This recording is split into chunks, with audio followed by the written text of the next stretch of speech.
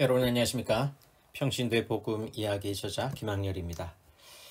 오늘은 5장 하나님 아들의 복음 두 번째 시간입니다. 우리가 지난 시간에는 하나님 아들의 복음에서 예수님을 하나님의 아들이라고 부르게 되는 것에 대한 의미에 대해서 살펴보았습니다. 하나님의 아들이 무엇을 의미하는지, 그리고 예수님이 하나님의 아들이기 때문에 어떠한 정체성과 어떠한 품성을 가지게 되는지, 그런 내용에 대해서 살펴보았습니다. 자, 그러면 그러한 그 하나님과 동등하신 예수님을 우리가 하나님과 동등하신 분으로다가 인정할 수 있다고 그랬는데, 그렇게 하나님과 동등하신 예수님이 세상에 오셨다고 이야기를 합니다. 그럼 세상에 오신 하나님의 아들인데 하나님과 동등하신 그런 권세와 절대적 능력과 모든 권한을 다 가지고 계신 분이 굳이 세상에 오셔야 될 이유가 있었나? 그런 것을 우리가 한번 생각해 볼 수 있겠죠. 그러나 성경에서는 예수님을 세상에 오신 하나님의 아들이라고 분명히 이야기를 하고 있기 때문에, 그렇다면 왜 세상에 오셨는지가 우리에게는 중요할 수 있습니다. 그 이유를 아는 것은 세상에 속해 있는 우리들에게 어떠한 중요한 연관성이 있기 때문에 그렇습니다. 그래서 이번 시간에는 세상에 오신 하나님의 아들 예수님이 왜 세상에 오셨는지 그 내용에 대해서 한번 살펴보도록 하겠습니다. 누가복음 1장 31절에서 33절인데요. 보라, 내가 잉태하여 아들을 낳으리니 그 이름을 예수라 하라. 그가 큰 자가 되고 지극히 높으신 이의 아들이라 일컬어질 것이요 주 하나님께서 그 조상 다윗의 왕위를 그에게 주시리니 영원히 야곱의 집을 왕으로 다스리실 것이며 그 나라가 무궁하리라. 이렇게 되어져 있습니다. 자, 여기 나와 있는 내용을 보면 마리아에게 이야기를 하고 있는 거죠. 마리아가 잉태해서 아들을 낳게 될 텐데 그 이름을 예수라 하라고 이야기를 하고 있습니다. 그런데 그 예수라는 이름을 가지게 되는 그 아기가 그가 큰 자가 되고 지극히 높으신 이의 아들이라 일컬어질 것이라고 이야기를 하고 있고, 그리고 하나님께서 그 아이에게 조상 다윗의 왕위를 그에게 주겠다고 이야기를 하고 있습니다. 그리고 그 다윗의 왕위를 가진 그 예수라는 이름을 가진 자가 영원히 야곱의 집을 왕으로 다스릴 것이고 그 나라가 무궁할 것이다 라고 이야기를 합니다. 자, 그러면 여기서 나온 내용을 보면 하나님의 아들이신 예수죠. 그런데 그 예수님은 지극히 높으신 이 아들이라고 했기 때문에 하나님의 아들이 되는 것이고, 그런데 그 하나님의 아들인 예수가 세상에 오신 이유에 대해서 하나님께서 주신 왕위를 받고, 그리고 야곱의 집을 왕으로 다스리며 그 나라를 무궁하게 하기 위해서 예수님을 세상에 보내셨다라는 의미가 되겠습니다.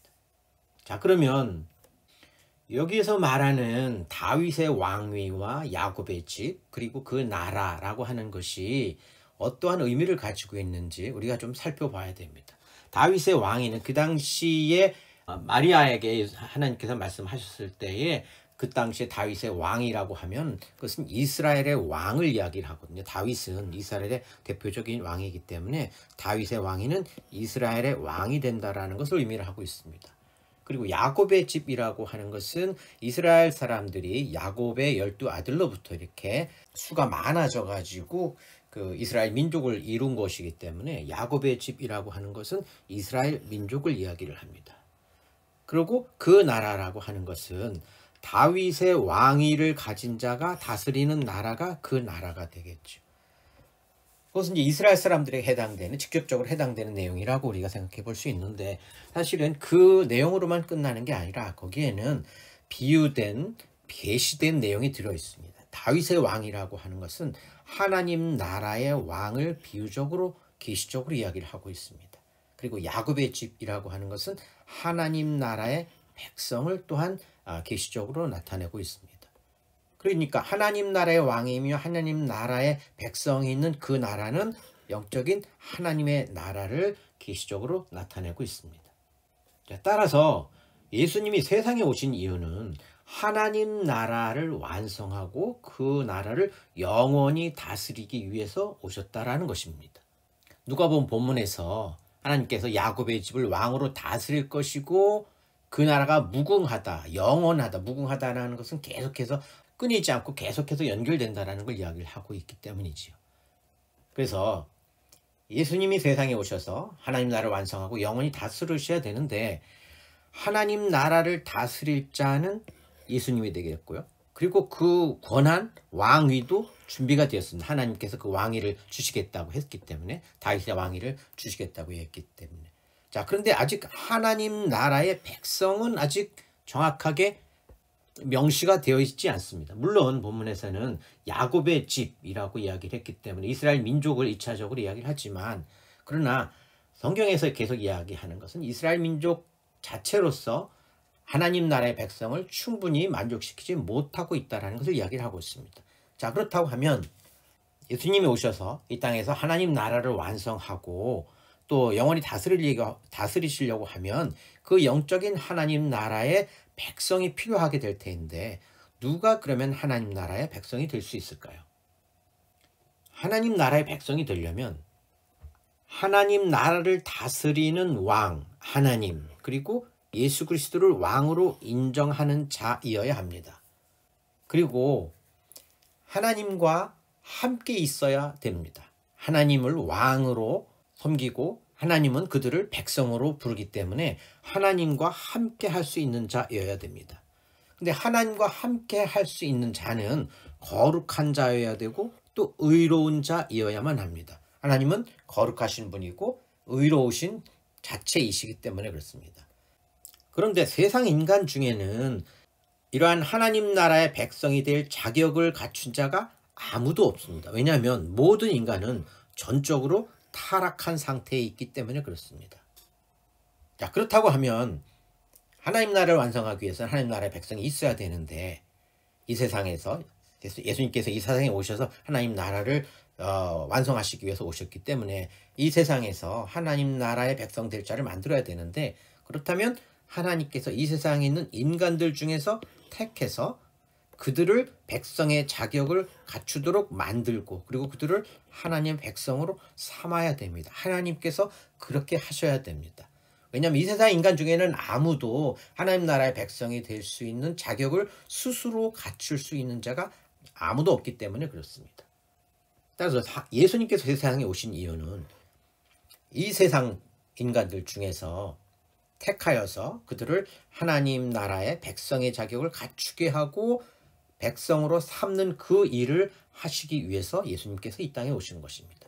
자, 그럼 어떻게 해서 사람들을 택하고 그들을 하나님 나라의 백성의 자격을 갖추도록 하는지, 그 내용에 대해서 살펴보도록 하겠습니다.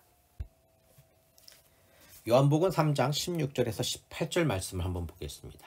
하나님이 세상을 이처럼 사랑하사 독생자를 주셨으니 이는 그를 믿는 자마다 멸망하지 않고 영생을 얻게 하려 하심이라.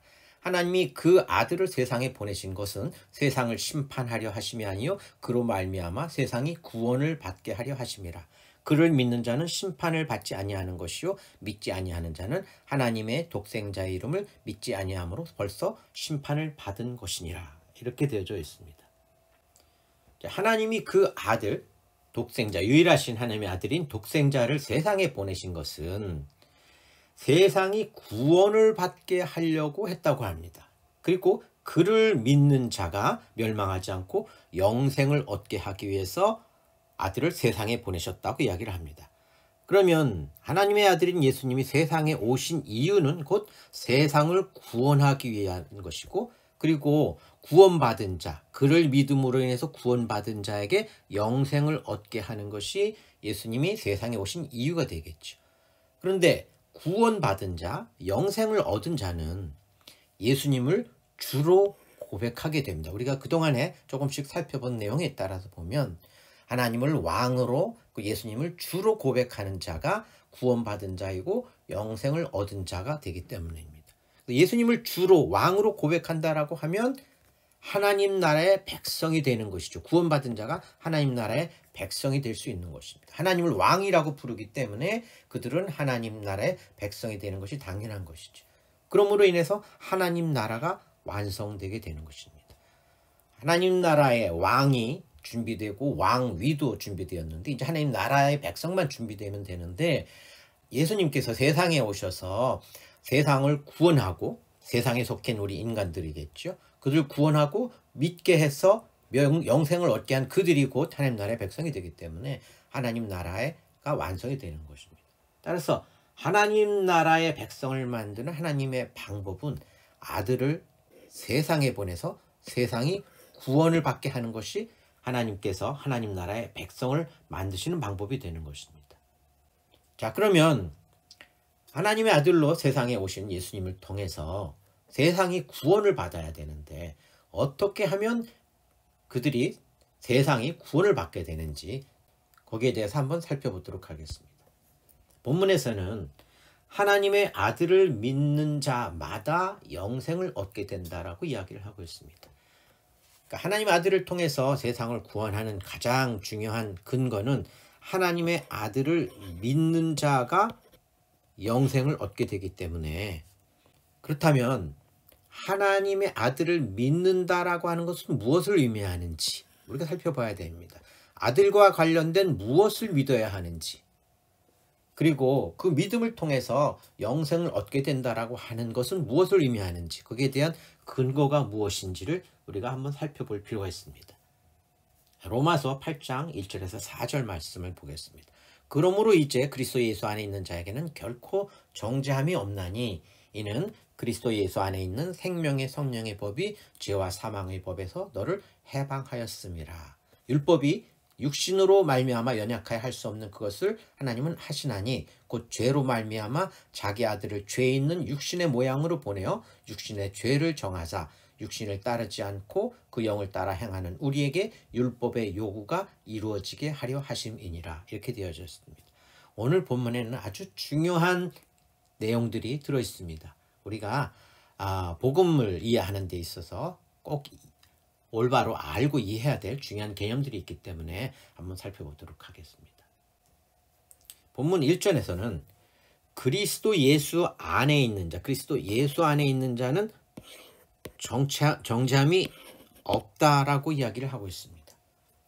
어떻게 해서 그리스도 안에 있는 자가 정죄함이 없느냐면 죄와 사망의 법에서 해방되었기 때문에, 예수 그리스도 안에 있는 자가 죄와 사망의 법에서 해방되었기 때문에 정죄함이 없다라는 것을 이야기를 해주고 있습니다. 자, 그렇다면 죄와 사망의 법이라고 하는 것이 무엇인지를 우리가 알아야 되고, 그리고 그 죄와 사망의 법에서 해방된다라는 것은 무엇을 의미하는지를 우리가 알아야 될 것입니다. 왜냐하면 그렇게 해야지만 우리가 죄와 사망의 법에서 해방된 자가 하나님의 자녀가 되고 하나님의 백성이 될 수 있기 때문에 그렇습니다. 우선 죄와 사망의 법이라고 하는 것은 구약의 율법을 보면 죄를 지은 자는 반드시 피 흘림으로 죄값을 갚아야 된다라고 하는 것이 율법에서 이야기를 하고 있는 것입니다. 죄의 삭은 사망이다. 죄를 지은 자는 피 흘림이니까 사람이 죄를 지어서 피를 흘리게 되면 죽게 되는 거기 때문에 그 죽음으로써 그 죄값을 치러야 된다라고 하는 것입니다. 그것을 가지고 죄와 사망의 법이라고 이야기를 합니다. 그런데 그것이 바로 그 죄와 사망의 법, 곧 율법 안에서 사람들에게 요구하고 있는 율법의 요구가 됩니다. 율법의 요구는 죄를 지은 자는 반드시 피 흘림으로 죄값을 갚아야 된다라고 하는 것이 율법의 요구입니다.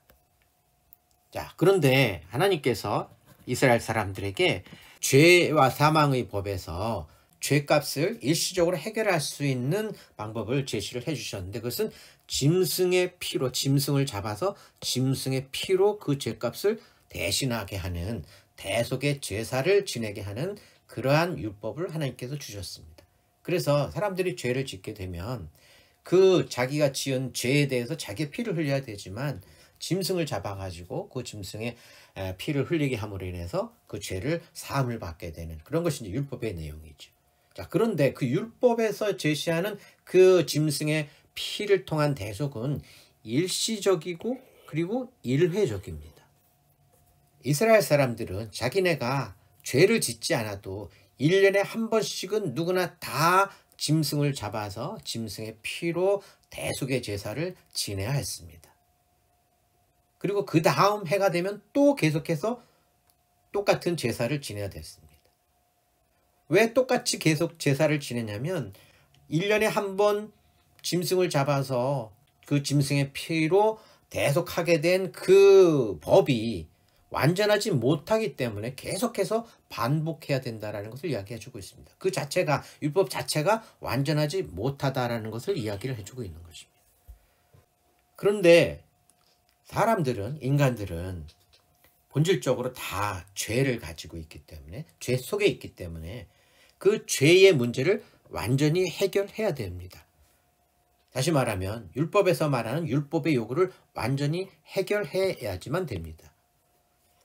그렇게 하려면 자기가 죄를 지어서 자기가 죽으면 그것으로 모든 것이 다 끝나게 되죠. 그러나 그것은 죽는 것이기 때문에 살리는 것이 아닙니다. 하나님께서는 이 세상 인간들 중에 택한 자들을 살리기 위해서 오신 것이지 죽이기 위해서 오신 것이 아니거든요. 자, 그러면 이렇게 우리가 가정을 해볼 수 있습니다. 내가 죄를 지었지만 나 말고 다른 사람이 대신 죽으면 그러면 되지 않겠느냐. 왜냐면 나도 사람이고 나 대신 죽을 다른 사람도 똑같이 나처럼 같은 인간이기 때문에, 그러면 인간이 지은 죄를 인간이 대신 죽으면 되기 때문에 내가 죄를 지은 대신에 다른 사람이 대신 죽으면, 누군가가 나를 위해서 대신 죽어주겠다고 하는 사람이 있다면 그 사람이 죽으면 그 문제가 해결될 수도 있겠죠. 그러나 그것은 가능하지 않습니다. 왜냐하면 이 세상에는 모든 인간들은 다 본질적으로 죄의 상태에 있다라고 성경은 이야기를 하고 있습니다. 그렇기 때문에 이 율법의 요구를 이루기 위해서는 자신이 죽는 것 외에는 다른 길이 없습니다. 다른 방법이 없습니다. 자, 그렇다 그러면 그 인간이 가진 이러한 이 본질적인 문제를 인간 스스로는 해결할 수 없기 때문에, 그렇다면 하나님께서 그 문제를 해결해 주셔야 됩니다. 죄와 사망의 법에서 인간들을 해방시켜 주셔야 되는데 그것은 하나님께서 하셔야 됩니다. 그래서 인간의 죄 문제를 해결하기 위한 하나님의 해결책이 무엇인가를 우리가 알아야 됩니다. 그리고 그 해결책을 그대로 따라야 됩니다. 그 방법만을 따라야 됩니다. 그래야지만 우리가 죄와 사망의 법에서 해방될 수 있기 때문에 그렇습니다. 근데 하나님께서 인간의 죄 문제를 해결하고 죄와 사망의 법에서 그들을 해방하기 위해서 제시하신 방법이 본문에서는 죄 없는 자신의 아들, 죄 없는 자신의 아들을 인간과 같은 육신의 모양을 입고 세상에 보내셨다고 합니다. 그리고 그 세상에 오신 인간과 같은 육신의 모양을 입고 오신 예수님이 입은 그 육신의 죄를 정해서 인간의 죄를 대신하게 하셨다고 합니다. 자, 우리가 죄 없는 사람이, 인간이 한 사람이 있다라고 한다면 그 사람은 다른 한 사람의 죄를 대신해서 자기가 죽고 그 한 사람을 살릴 수는 있습니다. 아까 전에는 그러한 사람이 절대 없기 때문에 불가능하다고 이야기했죠. 만약에 있다고 한다면, 가정입니다. 만약에 죄가 없는 한 사람이 있다라고 한다면 그 죄가 없는 한 사람은 다른 죄 있는 사람의 문제를 해결하고 그 사람, 죄 없는 한 사람이 죽음으로 인해서 죄 있는 한 사람을 살려낼 수는 있습니다. 단지 한 사람만 살릴 수 있습니다. 그러면 이 세상에 있는 모든 인간들 중에 우리가 70억의 인구가 있다고 하면 70억 인구를 다 살리려고 하면 70억의 죄 없는 사람들이 있어야지만 그들을 대신해서 죽고 그들을 살릴 수 있겠죠. 그러나 죄가 없는 인간 한 사람이 아니라 죄가 없는 하나님의 아들이라고 하면 이것은 문제가 달라집니다. 왜냐하면 하나님의 아들은 하나님의 아들에게 만물에 대한 모든 권한을 하나님 아들인 예수님에게 주셨습니다. 그래서 예수님은 하나님이 지으신 모든 창조물에 대한 주권과 절대적 다스릴 수 있는 권한을 가지고 있습니다. 또한 그 모든 인간들을 다스릴 뿐 아니라 모든 인간들을 대신할 수 있는 권한도 가지고 있습니다. 하나님으로부터 온 만물에 대한 모든 권한을 부여받은 예수님이 모든 만물을 다 주관하고 다스릴 수 있는 권한을 가진 것뿐 아니라 모든 만물을 대신할 수 있는 권한을 가졌다는 사실은 정말로 또한 중요한 것입니다. 그렇기 때문에 그 죄 없는 하나님의 아들이 죽게 되면 모든 인간을 살릴 수 있는 권한을 가지게 되기 때문입니다. 만물을 대신할 수 있기 때문에 대신할 수 있는 책임지고 모든 것을 대신할 수 있는 그러한 존재가 죽으면 그 대신할 수 있는 권한 밑에 있는 모든 것들을 다 문제들을 다 해결할 수 있게 되기 때문이지요. 따라서 하나님의 아들이신 예수님이 이 세상에 오셔서 십자가에서 못 박혀 죽으셨기 때문에 인간들의 죄를 위해서 죽으셨기 때문에 인간의 죄값이 치러졌습니다. 따라서 인간의 죄 문제가 완전히 해결되었습니다. 율법의 요구가 완전히 충족되었습니다. 죄를 지은 자는 피 흘림으로써 그 죄값을 갚아야 된다고 하는 것이 율법의 요구였는데 모든 인간을 다 대신할 수 있는 권한을 가진 예수님께서 죽으셨기 때문에 그 모든 인간들의 죄 문제가 완전히 해결된 것입니다. 모든 인간들에게 적용되는 율법의 요구가 각 사람에게 다 해결이 되는 것입니다. 따라서 모든 사람들에게는 죄를 물을 근거가 소멸되어서 없어졌습니다. 그렇기 때문에 결코 정죄함이 없게 되고 그것이 곧 죄와 사망의 법에서 해방되었다라는 것을 이야기를 해주고 있습니다.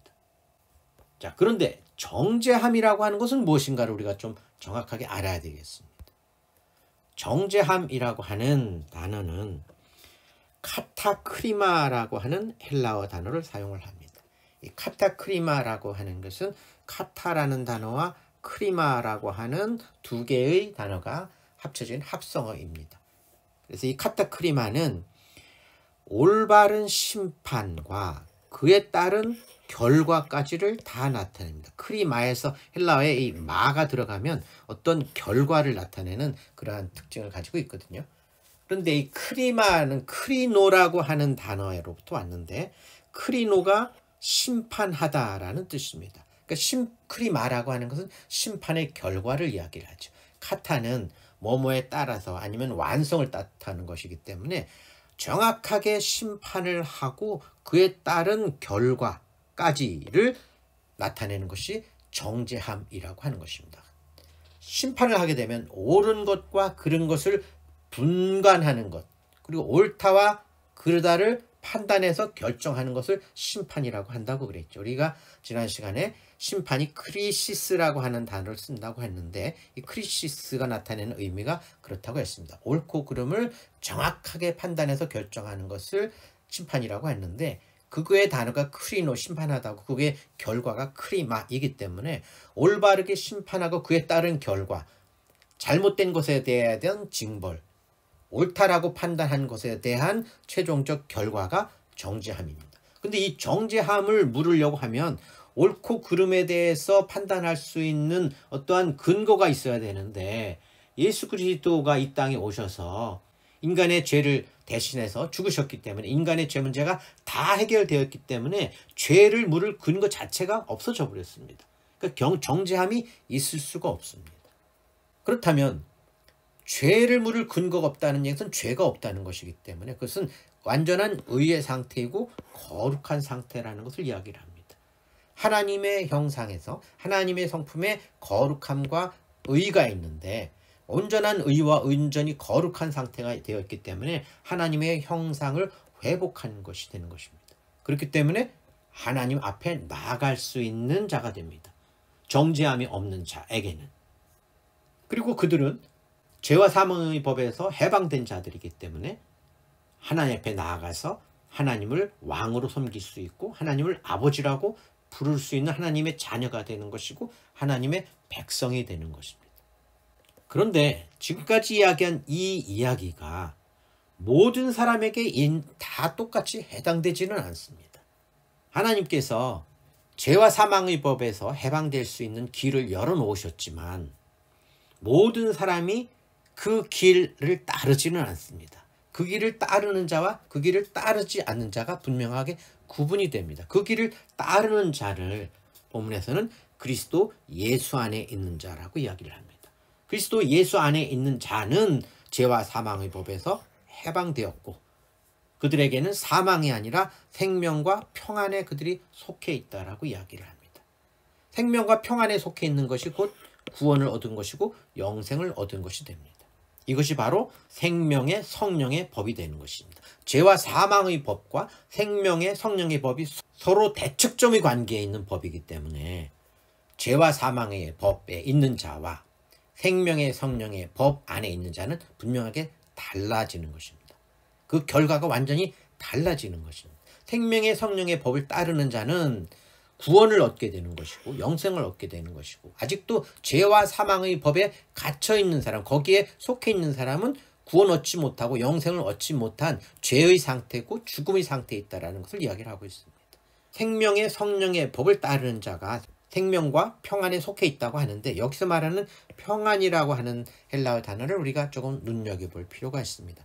이 평안이라고 하는 말에 해당되는 헬라어 단어는 에이레네라고 이야기를 합니다. 근데 평안, 평강, 평화 그렇게 이야기를 하기도 하는데요. 근데 이 에이레네라고 하는 헬라어 단어는 아이로라는 단어로부터 왔는데, 이 아이로라는 단어는 두 파트가 합쳐지는 것, 컴바인 한다라는 것을 이야기를 해주고 있습니다. 그래서 에이레네라는 헬라어 단어는 평안이라고 하는 것을 이야기하지만, 그 단어 안에 포함되어 있는 것은 모든 핵심적인 그 부분들이 같이 연결되어져서 하나가 되는 것을 이야기를 합니다. 그리고 우리가 하나님과 서로 평안의 관계, 평강을 누리는 관계에 있다고 하는 것은 우리와 하나님이 서로 연결되어서 모든 핵심적인 부분들이 연결되어서 하나의 그룹, 하나로 연결되어져 있다는 것입니다. 하나님 나라 안에 하나님이 계시는 것처럼 우리가 그 하나님 나라 안에 들어가려면 하나님이 가지고 계시는 의와 거룩함의 상태가 같이 동일한, 하나님이 가지고 있는 것과 같은 의와 거룩함을 그대로 가지게 되는 그러한 상태가 될 때만 우리가 생명과 평안에 속할 수 있게 되는 것입니다. 성경에서는 그것을 하나님과 화목하게 되었다라고 이야기를 합니다.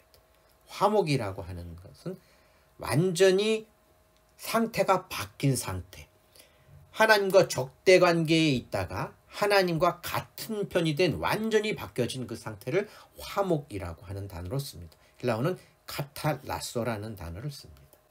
자, 그래서 죄와 사망의 법에서 해방되려고 하면 그리스도 예수 안에 있어야 된다고 했습니다. 자, 그렇다면 그리스도 예수 안에 있는 자는 어떠한 자인지, 어떠한 상태에 있는지 한번 살펴보도록 하겠습니다.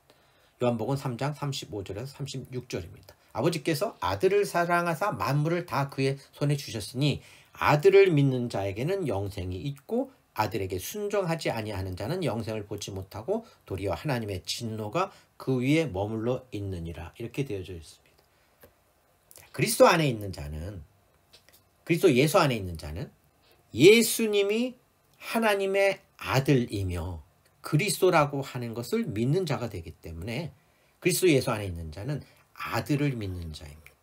하나님의 아들 예수를 믿는 자입니다. 예수님이 하나님의 유일하신 아들 독생자라고 하는 것을 믿는 자가 그리스도 예수 안에 있는 자입니다. 그리고 예수님에게 만물에 대한 절대적 권한, 심판과 구원의 권한이 예수님에게 있다라는 사실을 믿는 자입니다. 그리고 그 아들을 믿는 자에게 영생이 있다라는 것을 또한 믿는 자입니다. 또 반대로 그 아들을 믿지 않는 자에게는 진노가 있다라는 사실을 믿는 자가 그리스도 예수 안에 있는 자입니다.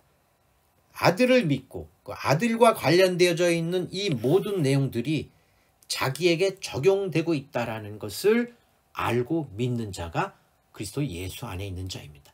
그렇게 될 때에 하나님께서 예수 그리스도를, 하나님의 아들인 예수 그리스도를 이 땅에 보내셔서 이루시려고 한 일, 죄와 사망의 법에서 해방되는 그 일이 아들을 믿는 자에게 적용되고 그 효과가 나타나기 때문에 그렇습니다. 자, 그래서 아들을 믿는 자는 어떤 자냐면 요한복음 1장 9절에서 13절을 보겠습니다.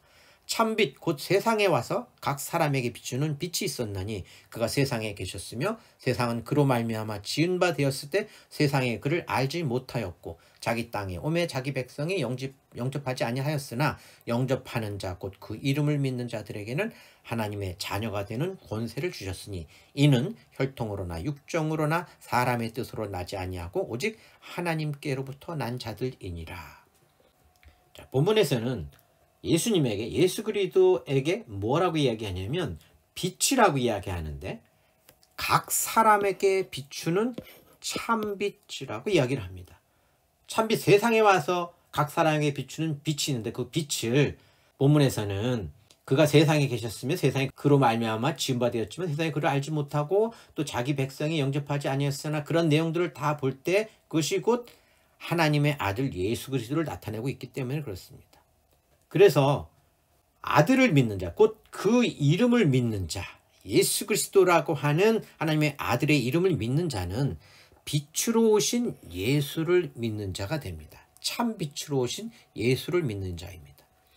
그런데 이 예수님을 왜 빛에다가 비유를 했느냐면 우리가 알고 있는 것처럼 빛, 일반적인 빛, 태양빛을 이야기를 한다고 보면 태양빛을 예로 든다고 하면 이 태양빛은 이 지구상에 있는 모든 생명의 근원이 됩니다. 생명으로 유지하게 되는 모든 에너지원이 태양으로부터 옵니다. 태양이 빛이 비춤으로 인해서 이 지구상에 있는 그 식물들이 광합성을 하게 되고 그 광합성 결과로 만들어진 탄수화물과 여러 가지 물질들을 이제 동물들이 또 인간들이 먹고 살아가게 되고 또 그러한 인간이나 동물들이 살다가 또 식물들이 살다가 죽어서 그것이 썩어지게 되면 그것이 다시 또 순환되어서 식물에게로 들어가는데 식물이 태양의 빛을 받아서 다시 또 탄수화물을 만들어내고 이렇게 순환하게 되는 과정을 보여주고 있죠. 그런데 이 순환 과정에서 태양빛이 없어져 버리면 모든 순환 과정이 다 끊어져 버리고 이 지구상에 있는 모든 생명체는 다 멸절하게 됩니다. 태양빛이 모든 생명의 근원이 되죠. 그래서 본문에서는 예수님을 그 빛에 비유해서 참빛인데 참빛, 생명을 주는 빛이라고 이야기를 하고 있는 것입니다. 그래서 예수님은 생명을 주시는 그리스도라고 하는 것을 믿는 자가 그 이름을 믿는 자가 되는 것입니다. 그리고 그 예수님은 하나님의 아들임을 믿는 자가 되는 것이고 그러한 사람이 바로 그리스도 예수 안에 있는 자입니다. 본문에서는 그 이름을 믿는 자를 영접하는 자, 예수를 영접하는 자라고 이야기를 했습니다. 예수님을 영접하는 자, 그들에게는 하나님의 자녀가 되는 권세를 주셨다라고 이야기를 합니다. 하나님의 자녀가 되는 권세를 가졌다는 것은 하나님의 자녀가 되는 거고 하나님 나라의 백성이 되는 것을 이야기를 합니다. 여기서 권세는 합법적 권한이라는 뜻을 나타내고 있습니다. 그러니까 예수 그리스도의 이름을 믿는 자는 예수 그리스도를 영접하는 자고 예수 그리스도를 영접하는 자는 하나님의 자녀가 되고 하나님의 백성이 되는 것을 이야기를 해주고 있습니다. 여기에서 영접하다라는 말은 헬라어로 람바노라는 단어를 쓰는데요. 이 람바노가 나타낸 뜻은 적극적으로 받아들인다는 뜻을 나타내는데 이 적극적으로 받아들이는 것은 개인적 동기에 따라서 개인적 근거에 따라서 그 상대방을 적극적으로 받아들이는 것을 영접한다라고 이야기를 하고 있습니다. 그리고 이 각 사람에서는 각에 해당되는 것은 파스라는 헬라어 단어를 쓰는데 각각 뭉뚱거려진 우리가 아니라 각각을 이야기를 합니다.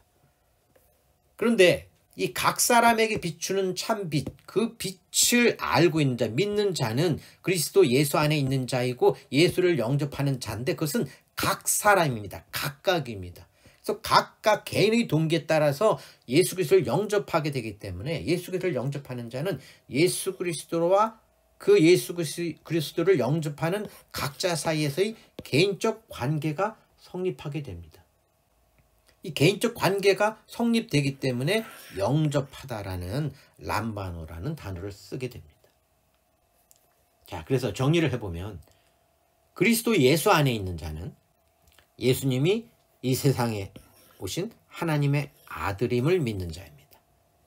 그리고 예수님이 이 세상에 오신 이유에 대해서 우리가 살펴보았기 때문에 그 사실을 믿는다고 하면 예수님의 대속으로 인해서 죄 문제, 자기의 죄 문제가 해결되었음을 믿는 자입니다. 자기의 죄 문제가 해결되었기 때문에 죄와 사망의 법에서 해방되었다라는 것을 믿는 자입니다. 그러한 자들은 예수님을 그리스도 그리고 나의 주 퀴리오스라고 고백하는 자입니다. 그리스도 예수 안에 있는 자는 하나님을 예수 그리스도를 왕으로 그리고 주로 인정하는 자입니다. 그들은 하나님과 함께 할 수 있는 자입니다. 죄와 사망의 법에서 해방되었기 때문에 온전한 의 상태고 온전한 거룩함의 상태에 있기 때문에 하나님과 함께 할 수 있습니다. 거룩한 자이며 의로운 자이며 구원받은 자입니다. 영생을 가진 자입니다. 그들에게는 하나님의 자녀가 되는 권세를 가진 자이기 때문에 그들이 곧 하나님 나라의 백성된 자가 되는 것입니다. 하나님께서는 예수님을 세상에 보내셔서 예수님을 통해서 하나님 나라를 완성하고자 했는데 이러한 일을 통해서 하나님 나라가 완성되는 것입니다. 우리가 국가의 3대 요소를 영토, 주권, 국민 이렇게 세 가지를 이야기를 하죠. 주권은 왕권이기 때문에 예수님께서 가지고 계신 왕권이 있습니다. 그 영토는 하나님 나라, 영적 하나님의 나라를 이야기를 하죠. 그리고 국민에 해당되는 것이 구원받은 하나님의 자녀, 하나님의 백성이 바로 그 국민에 해당되기 때문에 국가의 3대 요소가 다 갖추어졌습니다. 영토와 주권과 국민이. 그렇기 때문에 국가가 형성되는 것입니다. 국가가 성립되는 것입니다. 하나님의 나라, 영적인 하나님의 나라가 예수 그리스도를 통해서 완성되었다라는 것을 보여주고 있습니다. 자, 그러면 지금까지 살펴본 이런 내용들을 우리가 기억하고 그 내용이 무엇인지, 본질이 무엇인지를 정확하게 알고 깨닫고 자기에게 적용시킬 수 있어야 됩니다. 거기에는 믿음이 필요하기 때문에 하나님께, 우리 주님께 그러한 믿음을 달라고 늘 기도해야 됩니다. 그리고 그 믿음을 가진 자는 우리가 살펴본 그 내용이 자기에게 이미 적용되었다라는 것을 알고 믿는 자이기 때문에 구원받은 자이고 영생을 얻은 자입니다. 자, 그러면 예수님께서 각자 우리들에게 다시 한번 또 물어보고 계십니다. 너는 나를 누구라 하느냐? 성경 본문에서는 너희는 나를 누구라 하느냐라고 예수님께서 물어보셨지만 이제는 너희, 우리가 아니라 나, 각 사람인 나에게 예수님께서 물어보시기 때문에 너는 나를 누구라 하느냐라고 물어보신다고 하면 그러면 우리는 이제 올바른 대답을 할 수 있어야 됩니다. 주는 그리스도시요 하나님의 아들이십니다 라고 고백할 수 있어야 됩니다.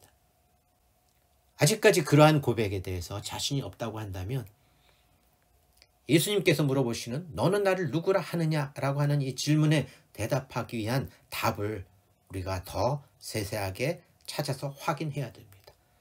거기에 대한 답을 찾기 위해서 올바로 그리고 자세하게 살펴보아야 됩니다. 성경을 통해서 살펴보아야 됩니다.